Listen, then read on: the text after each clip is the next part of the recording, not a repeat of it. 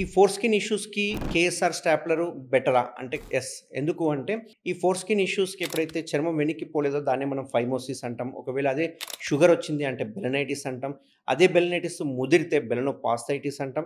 కొందరికి ఆ పెనెల్ four skin యొక్క కలర్ చేంజ్ అయిపోతే బీఎక్స్ఓ అంటుంటాము. కొందరికి ఆ ఫోర్ స్కిన్ వెనక్కి వచ్చిన తర్వాత ముందలకి రాకపోతే పారాఫైమోసిస్ అంటాము. కొందరికి ఆ స్కిన్ మీద జెనిటల్ వార్డ్స్ లాంటివి, వెరుకస్ లాంటివి డెవలప్ అయితుంటాయి.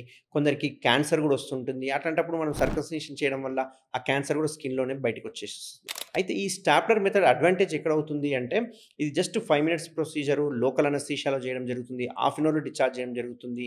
జస్ట్ ఒక 2 జాగ్రత్తలు గనక తీసుకుంటే ఎటువంటి కాంప్లికేషన్స్ లేకుండా ఇది జస్ట్ 10-15 డేస్‌లో ఆ పిన్స్ అన్ని పడిపోతాయి. అంతేకాకుండా ఇందులో gold and black staplers very premium staplers.